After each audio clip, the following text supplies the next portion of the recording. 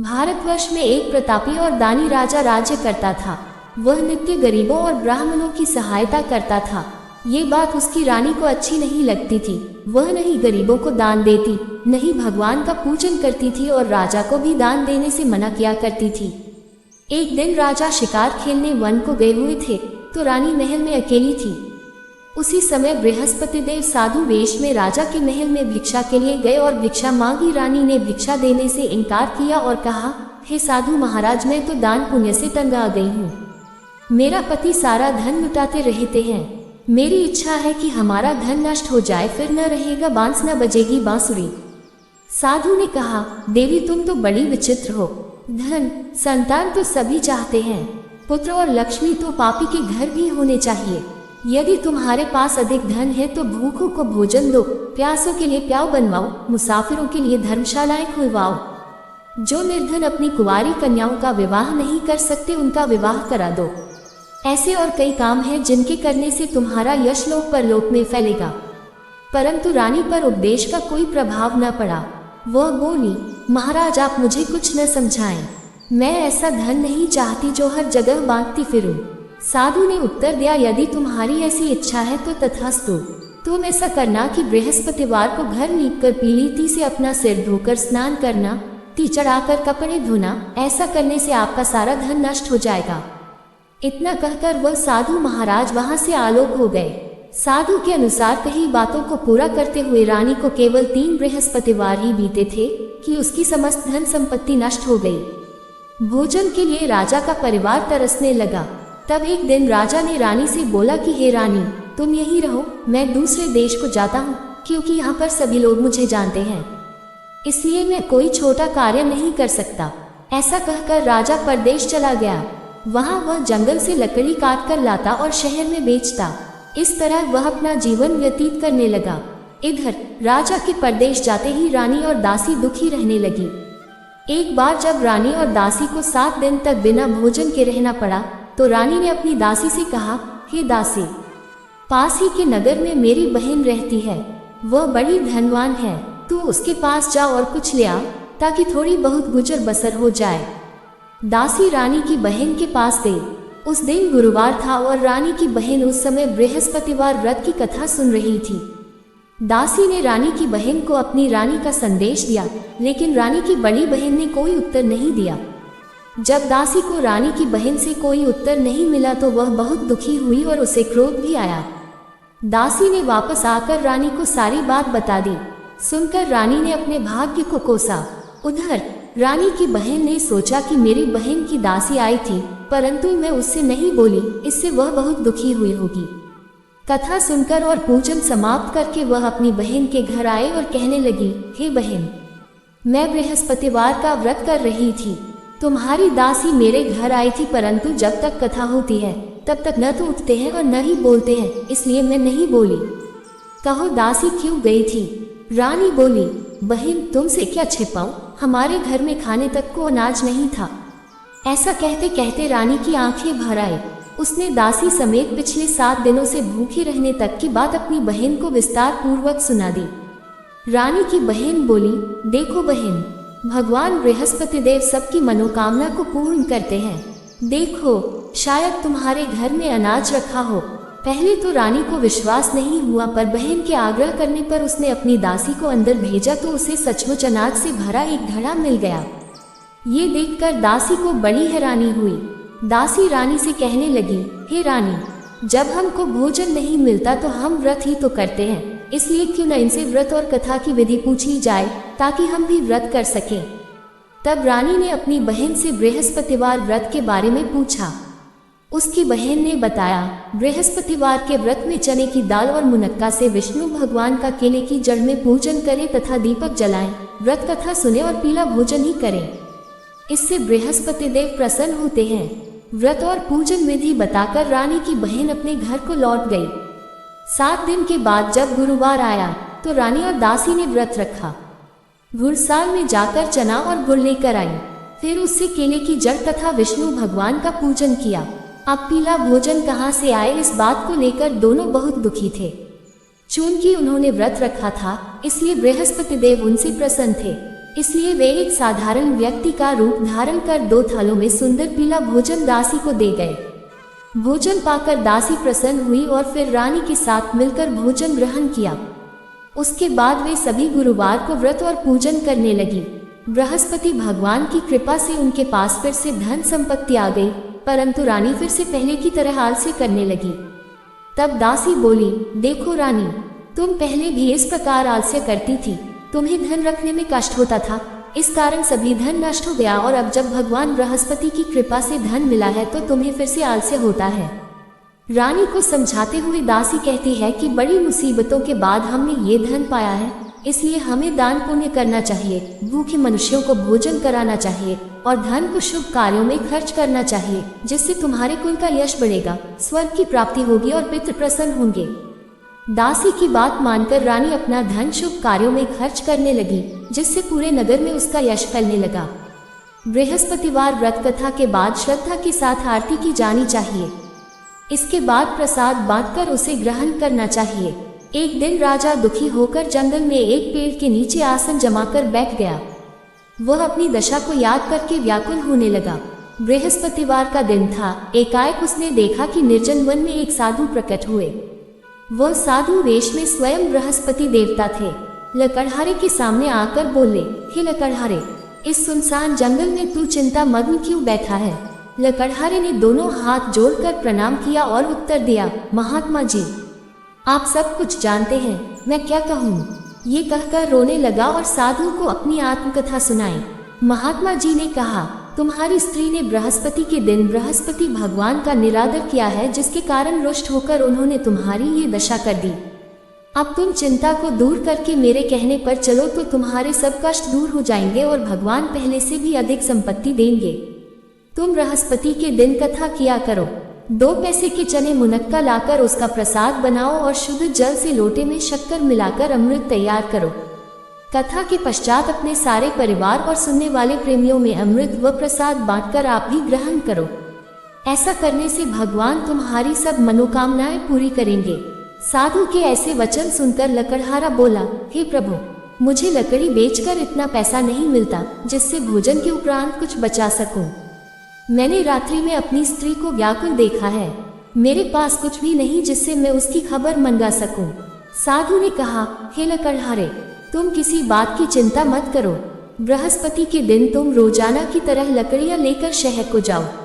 तुमको रोज से दुगुना धन प्राप्त होगा, जिससे तुम भली भांति भोजन कर लोगे तथा बृहस्पति देव की पूजा का सामान भी आ जाएगा।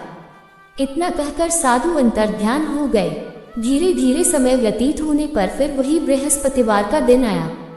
लकड़हारा जंगल से लकड़ी काटकर किसी शहर में बेचने गया। उसे उस दिन और दिन से अधिक पैसा मिला। राजा ने चना गुड़ आदि लाकर गुरुवार का व्रत किया। उस दिन से उसके सभी क्लेश दूर हुए, परंतु जब दोबारा गुरुवार का दिन आया तो बृहस्पतिवार का व्रत करना भूल गया। इस कारण बृहस्पति भगवान नाराज हो गए। उस दिन उस नगर के राजा ने विशाल यज्ञ का आयोजन किया तथा शहर में ये घोषणा करा दी कि कोई भी मनुष्य अपने घर में भोजन न बनावे, न आग जलावे, समस्त जनता मेरे यहाँ भोजन करने आवे। इस आज्ञा को जो न मानेगा उसे फांसी की सजा दी जाएगी। इस तरह की घोषणा संपूर्ण नगर में करवा दी गई। राजा की आज्ञानुसार शहर के सभी लोग भोजन करने गए, लेकिन लकड़हारा कुछ देर से पहुंचा, इसलिए राजा उसको अपने साथ घर ले गए और ले जाकर भोजन करा रहे थे तो रानी की दृष्टि उस खूंटी पर पड़ी जिस पर उसका हार लटका हुआ था। वह वहां पर दिखाई नहीं दिया। रानी ने निश्चय किया कि मेरा हार इस मनुष्य ने चुरा लिया है। उसी समय सिपाहियों को बुलाकर उसको कारागार में डलवा दिया। जब लकड़हारा कारागार में पड़ गया और बहुत दुखी होकर विचार करने लगा कि न जाने कौन से पूर्व जन्म के कर्म से मुझे ये दुख प्राप्त हुआ है, और उसी साधु को याद करने लगा जो कि जंगल में मिला था। उसी समय तत्काल बृहस्पति देव साधु के रूप में प्रकट हुए और उसकी दशा को देखकर कहने लगे, अरे मूर्ख, तूने बृहस्पति देव की कथा नहीं करी, इस कारण तुझे दुख प्राप्त हुआ है। अब चिंता मत कर, बृहस्पतिवार के दिन कारागार के दरवाजे पर 4 पैसे पड़े मिलेंगे। उनसे तू बृहस्पति देव की पूजा करना, तेरे सभी कष्ट दूर हो जाएंगे। बृहस्पति के दिन उसे 4 पैसे मिले। लकड़हारे ने कथा कही। उसी रात्रि को बृहस्पति देव ने उस नगर के राजा को स्वप्न में कहा, हे राजा, तुमने जिस आदमी को कारागार में बंद कर दिया है वह निर्दोष है। वह राजा है, उसे छोड़ देना। रानी का हार उसी खूंटी पर लटका है। अगर तू ऐसा नहीं करेगा तो मैं तेरे राज्य को नष्ट कर दूंगा। इस तरह रात्रि के स्वप्न को देखकर राजा प्रातःकाल उठा और खूंटी पर हार देखकर लकड़हारे को बुलाकर क्षमा मांगी तथा लकड़हारे को योग्य सुंदर वस्त्र आभूषण देकर विदा कर दिया। बृहस्पति देव की आज्ञानुसार लकड़हारा अपने नगर को चल दिया। राजा जब अपने नगर के निकट पहुंचा तो उसे बड़ा आश्चर्य हुआ। नगर में पहले से अधिक बाग, तालाब, कुएं तथा बहुत सी धर्मशाला, मंदिर आदि बन गई हैं। राजा ने पूछा, ये किसका बाग और धर्मशाला है? तब नगर के सब लोग कहने लगे, ये सब रानी और बांदी के हैं। तो राजा को आश्चर्य हुआ और गुस्सा भी आया। जब रानी ने ये खबर सुनी कि राजा आ रहे हैं तो उन्होंने बांदी से कहा कि हे दासी, देख राजा हमको कितनी बुरी हालत में छोड़ गए थे। हमारी ऐसी हालत देखकर वह लौट न जाए, इसलिए तू दरवाजे पर खड़ी हो जा। आज्ञानुसार दासी दरवाजे पर खड़ी हो गई। राजा आए तो उन्हें अपने साथ लेवा लाई। तब राजा ने क्रोध करके अपनी रानी से पूछा कि यह धन तुम्हें कैसे प्राप्त हुआ है? तब उन्होंने कहा, हमें यही सब धन बृहस्पति देव के इस व्रत के प्रभाव से प्राप्त हुआ है। राजा ने निश्चय किया कि 7 रोज बाद तो सभी बृहस्पति देव का पूजन करते हैं, परंतु मैं प्रतिदिन दिन में 3 बार कहानी तथा रोज व्रत किया करूंगा। अब हर समय राजा के दुपट्टे में चने की दाल बंधी रहती तथा दिन में 3 बार कहानी कहता। एक रोज राजा ने विचार किया कि चलो अपनी बहन के यहाँ हो आवे। इस तरह निश्चय कर राजा घोड़े पर सवार हो अपनी बहन के यहाँ को चलने लगा। मार्ग में उसने देखा कि कुछ आदमी एक मुर्दे को ले जा रहे हैं। उन्हें रोककर राजा कहने लगा, अरे भाइयों, मेरी बृहस्पति देव की कथा सुन लो। वे बोले, लो हमारा तो आदमी मर गया है, इसको अपनी कथा की पड़ी है। परंतु कुछ आदमी बोले, अच्छा कहो हम तुम्हारी कथा भी सुनेंगे। राजा ने दाल निकाली और जब कथा आधी हुई थी कि मुर्दा हिलने लग गया और जब कथा समाप्त हो गई तो राम राम करके मनुष्य उठकर खड़ा हो गया। आगे मार्ग में उसे एक किसान खेत में हल चलाता मिला। राजा ने उसे देख और उससे बोले, अरे भैया, तुम मेरी बृहस्पतिवार की कथा सुन लो। किसान बोला, जब तक मैं तेरी कथा सुनूंगा तब तक 4 हरया जोत लूंगा। जा अपनी कथा किसी और को सुनाना। इस तरह राजा आगे चलने लगा। राजा के हटते ही बैल पछाड़ खाकर गिर गए तथा किसान के पेट में बड़ी जोर का दर्द होने लगा। उस समय उसकी माँ रोटी लेकर आए। उसने जब ये देखा तो अपने पुत्र से सब हाल पूछा और बेटे ने सभी हाल कह दिया। तो बुढ़िया दौड़ी दौड़ी उस घुड़सवार के पास गई और उससे बोली कि मैं तेरी कथा सुनूंगी, तू अपनी कथा मेरे खेत पर चलकर ही कहना। राजा ने बुढ़िया के खेत पर जाकर कथा कही, जिसके सुनते ही वह बैल उठ खड़ी हुई तथा किसान के पेट का दर्द भी बंद हो गया। राजा अपनी बहन के घर पहुंचा। बहन ने भाई की खूब मेहमानी की। दूसरे रोज प्रातःकाल राजा जगा तो वह देखने लगा कि सब लोग भोजन कर रहे हैं। राजा ने अपनी बहन से कहा, ऐसा कोई मनुष्य है जिसने भोजन नहीं किया हो, मेरी बृहस्पतिवार की कथा सुन ले। बहन बोली, हे भैया, ये देश ऐसा ही है कि पहले यहाँ लोग भोजन करते हैं, बाद में अन्य काम करते हैं। अगर कोई पड़ोस में हो तो देख आऊं। वह ऐसा कहकर देखने चली गई, परंतु उसे कोई ऐसा व्यक्ति नहीं मिला जिसने भोजन न किया हो। अतः वह एक कुम्हार के घर गई जिसका लड़का बीमार था। उसे मालूम हुआ कि उनके यहाँ 3 रोज से किसी ने भोजन नहीं किया है। रानी ने अपने भाई की कथा सुनने के लिए कुम्हार से कहा। वह तैयार हो गया। राजा ने जाकर बृहस्पतिवार की कथा कही, जिसको सुनकर उसका लड़का ठीक हो गया। अब तो राजा की प्रशंसा होने लगी। एक रोज राजा ने अपनी बहन से कहा कि हे बहन, हम अपने घर को जाएंगे, तुम भी तैयार हो जाओ। राजा की बहन ने अपनी सास से कहा। सास ने कहा, हाँ चली जा, परंतु अपने लड़कों को मत ले जाना, क्योंकि तेरे भाई की कोई औलाद नहीं है। बहन ने अपने भैया से कहा, हे भैया, मैं तो चलूंगी पर कोई बालक नहीं जाएगा। राजा बोला, जब कोई बालक नहीं चलेगा तब तुम ही क्या करोगी? बड़े दुखी मन से राजा अपने नगर को लौट आया। राजा ने अपनी रानी से कहा, हम निर्वंशी हैं, हमारा मुंह देखने का धर्म नहीं है और कुछ भोजन आदि नहीं किया। रानी बोली, हे प्रभु, बृहस्पति देव ने हमें सब कुछ दिया है, वह हमें औलाद अवश्य देंगे। उसी रात को बृहस्पति देव ने राजा से स्वप्न में कहा, हे राजा उठ, सभी सोच त्याग दे, तेरी रानी गर्भ से है। राजा की यह बात सुनकर बड़ी खुशी हुई। 9वें महीने में उसके गर्भ से एक सुंदर पुत्र पैदा हुआ। तब राजा बोला, हे रानी, स्त्री बिना भोजन के रह सकती है, पर बिना कहे नहीं रह सकती। जब मेरी बहन आवे तुम उससे कुछ कहना मत। रानी ने सुनकर हाँ कर दिया। जब राजा की बहन ने ये शुभ समाचार सुना तो वह बहुत खुश हुई तथा बधाई लेकर अपने भाई के यहाँ आई। तभी रानी ने कहा, घोड़ा चढ़कर तो नहीं आए, गधा चढ़ी आए। राजा की बहन बोली, भाभी मैं इस प्रकार न कहती तो तुम्हें औलाद कैसे मिलती। बृहस्पति देव ऐसे ही हैं, जैसी जिसके मन में कामनाएं हैं सभी को पूर्ण करते हैं। जो सद्भावना पूर्वक बृहस्पतिवार का व्रत करता है एवं कथा पता है अथवा सुनता है, दूसरों को सुनाता है, बृहस्पति देव उसकी सभी मनोकामना पूर्ण करते हैं।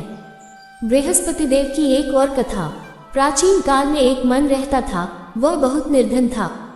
उसकी कोई संतान नहीं थी। उसकी स्त्री बहुत मलिनता के साथ रहती थी। वह स्नान न करती, किसी देवता का पूजन न करती। इससे मन देवता बड़े दुखी थे। बेचारे बहुत कुछ कहते थे किंतु उसका कुछ परिणाम न निकला। भगवान की कृपा से मन की स्त्री के कन्या रूपी रत्न पैदा हुआ। कन्या बड़ी होने पर प्रातः स्नान करके विष्णु भगवान का जाप व बृहस्पतिवार का व्रत करने लगी।